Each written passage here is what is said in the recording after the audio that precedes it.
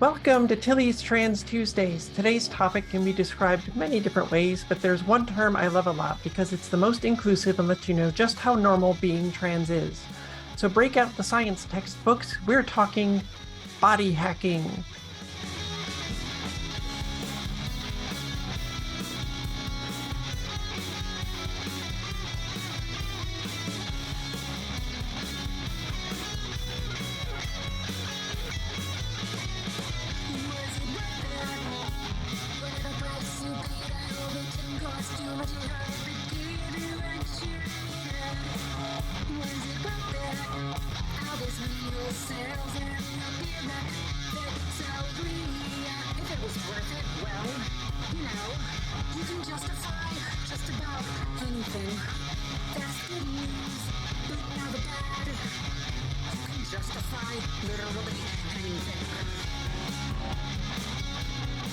Hi, I'm Tilly Bridges, your host, and I'm joined by my writing partner, my best friend, my wife, our token cis representation, my oasis in the desert, Susan Bridges.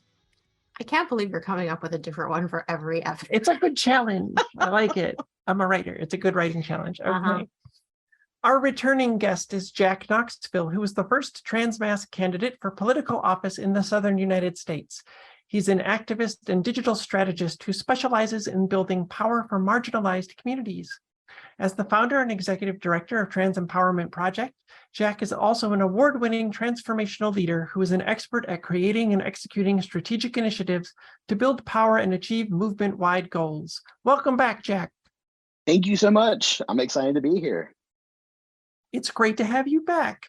So I got a couple other little questions for you for the audience to get to know you out there. What is or has been the most surprising thing about transitioning for you? Finding as much joy as I did. Yeah. It's such a wonderful surprise.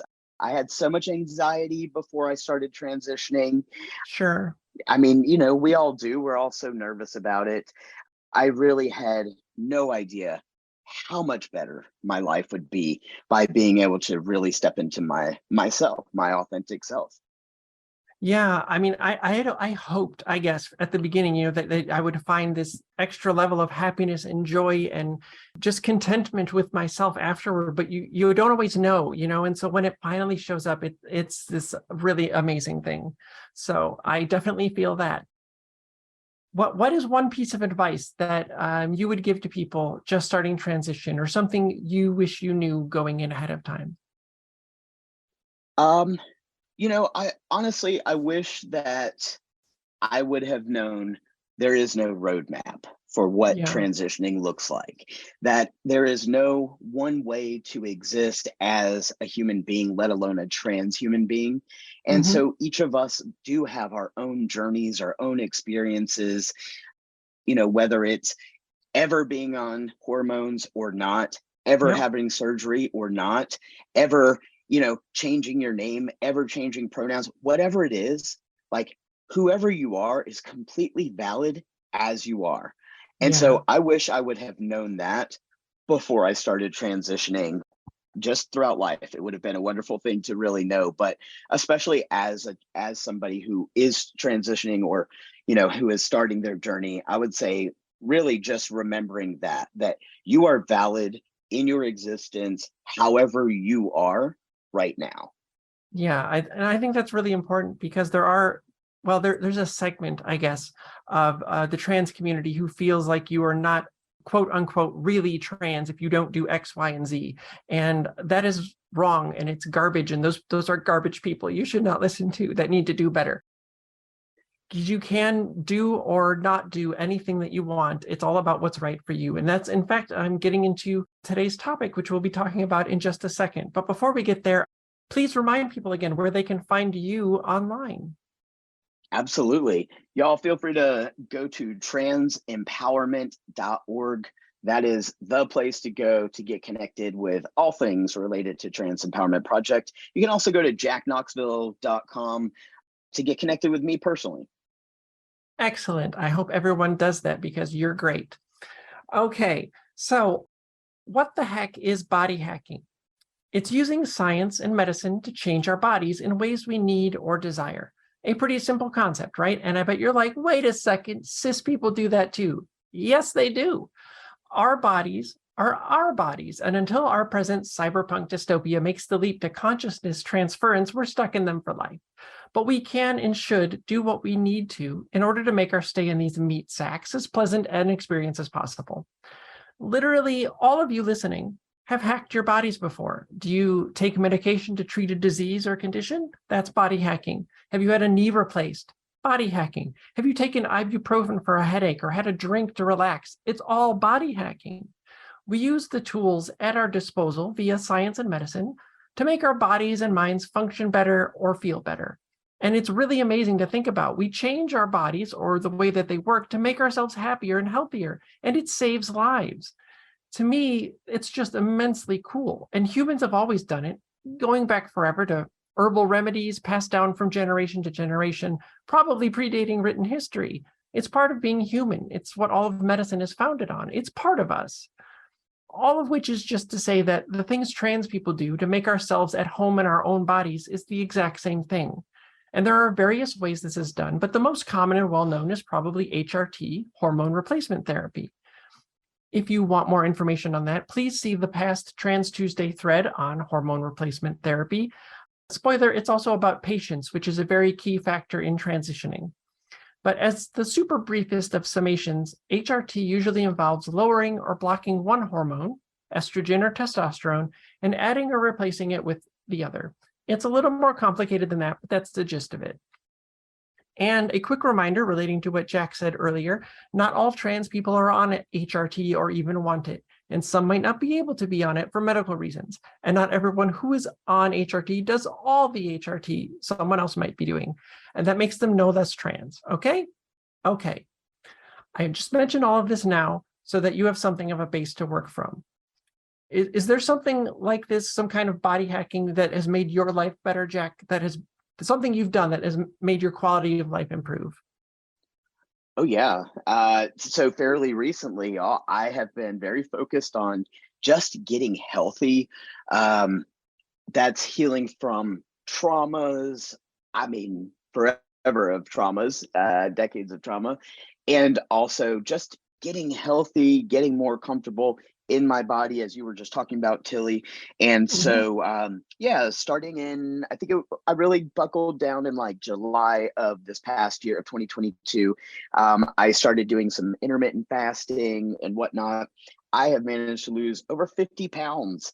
And so that has been a wonderful body hack for myself, is like really getting to know my body well enough to be able to lose weight in a way that's not just dieting, but actually like creating new choices for myself and creating new behaviors. And you know, this really came about from my realization that so I started transitioning in 2015, and since that time, I've been so focused on trying to help everybody else with their transitions that I haven't had much time to like reflect and process on my own transitions. And so for myself, I had that realization that like my body has never been able to be what I wanted it to be. And I've never had that day where I could be like, this is how I want to feel today or whatever. So now I'm reclaiming my power by really focusing on all kinds of body hacks to make sure that I can do this safely and in a way that is healthy without just crash dieting or any of that other stuff. So yeah. That's awesome. That's my story is kind of similar. The body hacking that I wanted to talk about today that helped me so much is exercise.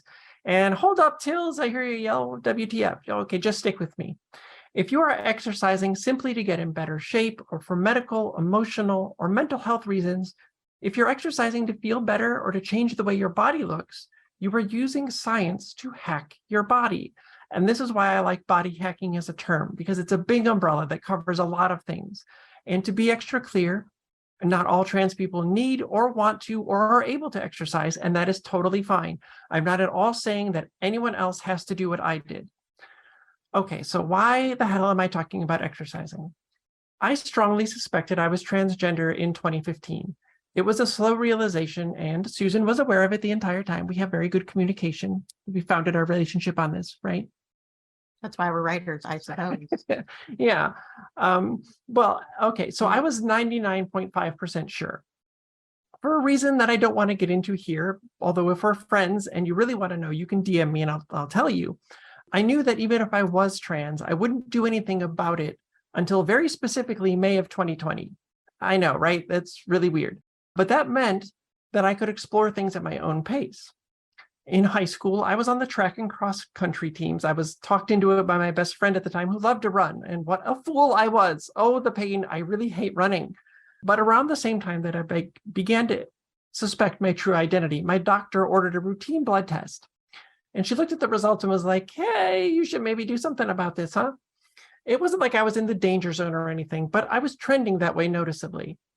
I'd done couched at 5K like 3 times before, but I never stuck with it afterward. I'd be too busy, it would fall by the wayside, and I'd have to start all over again.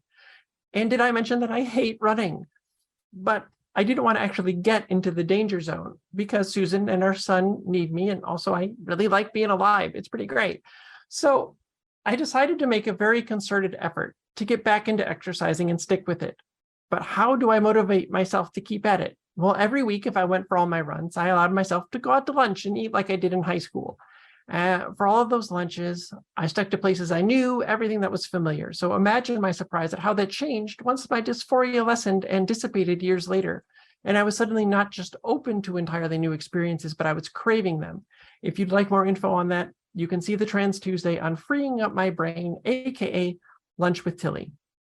Did you notice anything like that during your transition, Jack, where you had the energy and capacity to experience things afterward that you never could have pre-transition? Oh yeah, definitely.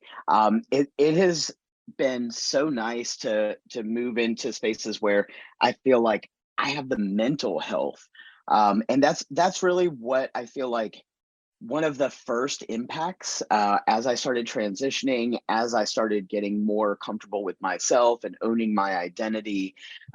It just gave me the confidence, it gave me the strength. And to be honest with you, even getting on HRT really helped with my overall well-being, not just from the traditional sense, but yeah, with my own journey, finding out that like what my hormone levels were and all that other stuff. I didn't have that awareness before I started transitioning. So Yeah. going in and being seen and getting somebody to really watch my hormone levels, was nice because again, that really helped my mental health improve. So yeah, I've just seen so much more to me in general with being able to perform in all of the ways that feel more authentic for me. And also with not feeling like I have to force myself to do things that are stereotypical for one gender versus another. Yes. So yeah. Absolutely. Well, those lunches that I had, they helped keep me going. And I also changed like half of my diet, and I found a way to do it without feeling deprived, but that's really ancillary. The point is that being so very sure I was trans, but knowing I couldn't do anything about it for years, I realized that part of my dysphoria at the time was that I had what I'd call the very definition of a dad bod. And if I was the lady I suspected I was, and spoiler, I am, that body was going to cause problems for me. And I want to clarify again that I do not think every trans person needs to change their body in any way. They can change as much or as little as they like or are able. It's all about whatever is right for you. And that goes for every human. But for me, it meant getting as far away from dad bod as I could.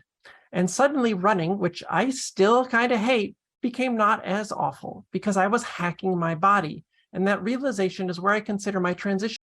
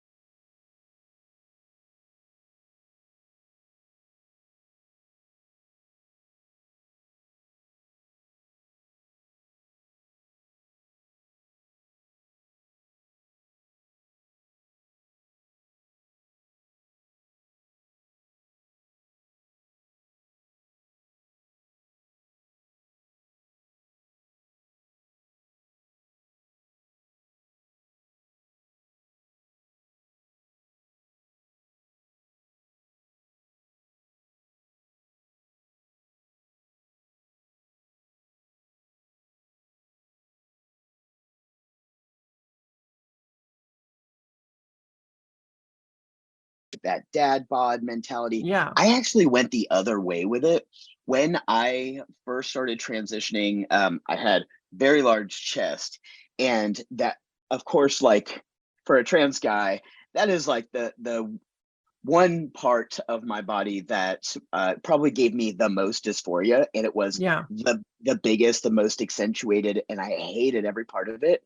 And I've since come to realize that I really kept myself very overweight because of, one, I mean, was healing from food traumas, not having access to food as a kid, things like that. Hmm. But two was also being able to protect myself from being sexualized and dealing with the amount of sexual trauma that I dealt with. And then on top of it is like, it was so much easier for people to accept that I was just a really fat guy. And so I owned that role. So for me, that was like, it was easier to, and I mean, this is so weird to say out loud, but it was a lot easier for me to gain weight and to just have that awkwardness than it was for me to even think about where I was coming up with the funding for top surgery and Yeah. all the other binders and all the other things that I would have needed to try to mute that part of myself. So for me, I did the exact opposite. Instead of doubling down on exercise, I was like, I'm gonna sit here and eat this sub over here, and then I'll have some pizza, and we'll go from there. But yeah, so it's very interesting to hear your experience too. Thanks. Yeah, of course. Okay, so listen, you can't tell that my running hoodie is a women's hoodie, but I knew. And when I wore it, I felt like I was flying. And I couldn't explain it at the time, but I can now. It was gender euphoria, and it was the first time I'd ever experienced it in my life. There's a whole Trans Tuesday on gender euphoria if you'd like more on that. But as I've said so many times, my go-to metaphor for my gender dysphoria was being held underwater and drowning, and nobody could see. It was constant pain and pressure and agony for your entire life. And there's a whole Trans Tuesday on that too. So when even the tiniest amount of that got better, the pressure decreased and a weight lifted, like I was rising to the surface, into the sky, or flying. So much so I started to think of this hoodie as my cape, because it let me fly like a superhero and helped me become my true self. There's a photo of me in this hoodie in the thread version of this as well, if you want to see it. It's nothing special, but it is my cape and I love it. And flying is also used to represent gender euphoria throughout the entire Matrix film franchise. I'm again going to plug that I wrote 24 threads about the intentional trans allegories of those movies, and they got me a book deal. It'll be out summer 2023. Yeah, stay tuned. More details coming. But I love that you never intended to write that many threads about the No. intentional. You're like, I thought it would be one thread on one movie. It's a whole book now. Oops, I wrote a book. Okay, anyway, back in 2015, when spring rolled around, I went back to Target and I got a pair of women's running shorts. And I went back again the next winter and got a pair of women's running tights. And then I found women's running shoes that worked great for my feet and actually fit me. I was running in almost all women's clothing, and nobody knew but me and Susan. I didn't hide this from her. And though it would be years before I could medically and socially begin my transition, running and exercise saved me, because they allowed me to start my transition without anyone in public knowing before I was ready to tell them. I hacked my body and got it closer to what I wanted it to be, closer to the true me. Thank you again so much for being here, Jack. I've loved talking to you. You've had some really great insights, and I hope people out there have learned a lot. Well, thank you so much, Tilly. If I could just add one more thing, I love Please your do. story about your cape. Yeah. You know what really was for me, and I love that you used the superhero analogy, but I recently, and this is me finally getting to a place, like I said, I recently lost all this weight. So I'm just now getting to those places of feeling that real gender euphoria. Yeah. But one of the first things that actually did it for me was just after Halloween, I may or may not have bought a Spider-Man costume Awesome. that just, I mean, my 5-year-old self all the way up is like Yep. super, super ecstatic every time I even see this thing. But the fact that it fit me was like mind blowing. And yeah, you talk about gender euphoria. That is my superhero suit, literally. So I love That is beautiful. I love that. And like those are the things that pre-transition we never could have in a million years thought of, right? And it's such simple things can bring you so much joy. It's absolutely amazing. I love that story. I'm so glad you shared it. Yeah, thank you. It is so important to find the things that make you happy, Yes. you know, and especially like you're saying with the body hacking thing. I mean, I think a lot of times we get into these places where things feel so daunting. It feels so like, oh man, I have to lose all this weight. I have to change this thing. And the Right. idea of change seems so big and so heavy. And so, it's very easy to get into that headspace of like, we're going to talk about doing this thing, but we're not going to actually do it because Yeah. sometimes we don't know where to start and all of those things. But I think what's important and something that you said earlier, and I think also I have felt, is that idea of like, we can take our time. Yeah. There's no urgency. I mean, there is, if you're feeling like this is an urgent thing for my health or whatever, sure, do your thing. But there's nobody who's actually standing there with a time clock saying, you have 30 days to lose this much weight or Yeah. whatever. Those Yeah. limitations are things we impose on ourselves. So set yourself up for success. Like, think about what are the things you really need in order to be successful. Like for myself with trying to lose this weight, if I just said like, oh my goodness, I have to lose 75 pounds, I'm gonna feel like that is so much weight, and to the point where like I'm not actually doing anything about it. But Yeah. what helped me go from that overall feeling of being overwhelmed was I just told myself, you know what, I just need to lose 5 pounds. And I just broke it down into those 5 pound increments. And every time I hit that 5 pound milestone, I really celebrated myself in by investing in myself. Maybe I could buy myself a new shirt, or maybe Yeah. that was me spending a little bit of time doing something fun that I wanted to do for the week. But I mean, those milestones and breaking things down into a way that's like measurable and makes it actually attainable. That's how you get to those goals, not by overwhelming yourself and demanding this perfectionism from yourself and feeling like if I mess up one time, I've got to start all over again, because that's Yeah. also not true. Like, I do intermittent fasting has been really, really important to my journey. Mhm. And for myself, like there's days when I don't do any fasting. Maybe, it's a Friday night. My wife and I actually want to have a couple drinks. So we end up drinking or eating a little bit late or whatever. But like the next day, I don't shame myself and beat myself up and say, like, oh, that's it, I'm a failure because now I missed one day of intermittent fasting. And then traditional behaviors was that's what I did to myself. I would beat myself up for not having this perfect record. And then I just went down a rabbit hole of like beating myself up and perpetuating more bad behaviors.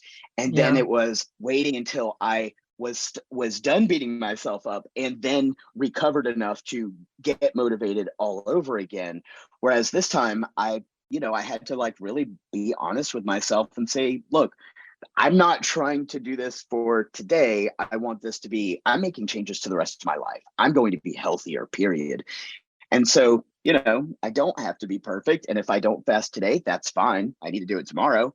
And if I don't do it tomorrow, that's okay too. But, just, I say be gentle with yourself, whatever Yeah. changes you want to make, don't impose all of those ridiculous limitations, especially when for myself, I am one that very often it's easy for me to feel like this is what everybody else is expecting from me, and that if I Mhm.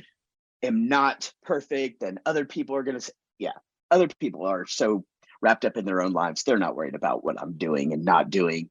Yeah. And so, yeah, just that's I guess that would be my kind of advice for anybody who is looking to hack their bodies and make some changes, is to just realize that like you can take your time. Don't rush into things. Don't put false pressure on yourself. Like be gentle, because at the end of the day, we should all be focused on healing right now anyway.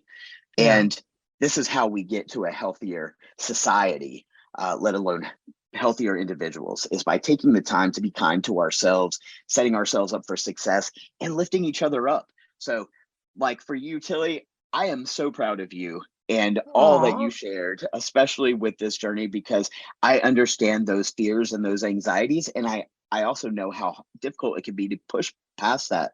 But the fact that you did it is amazing. And because of that, look at how many other lives are being impacted positively by watching you transition and watching your journey and listening to this podcast. I mean, the things that you are doing just in living your truth is so powerful for so many people. So I'm super proud of you for pushing past all of that. Well, thank you so much. And I think that's really true for all of us. The more visible any of us are, if it is safe for you to be so and you're comfortable being that way, it always helps others, because if we can see it, we can be it.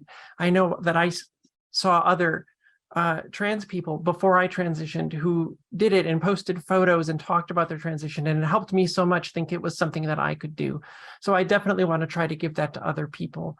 And I also want to say that what you said is very important about being kind to yourself.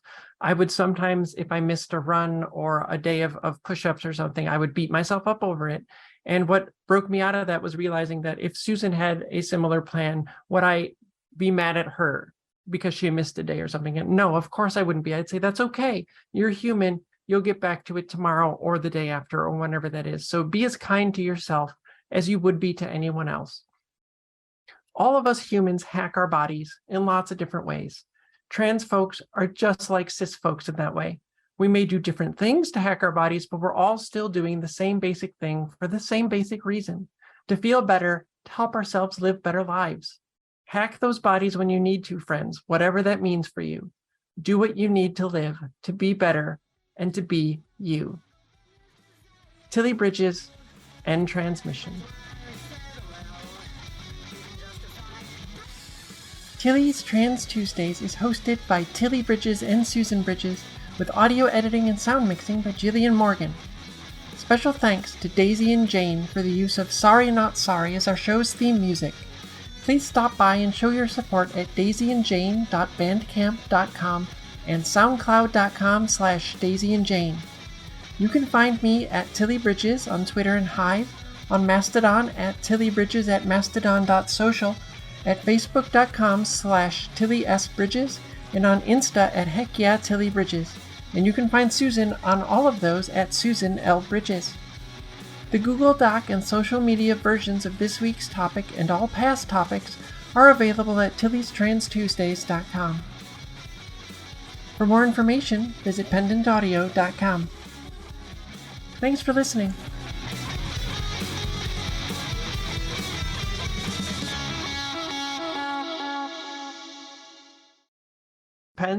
Pins, not pens, pins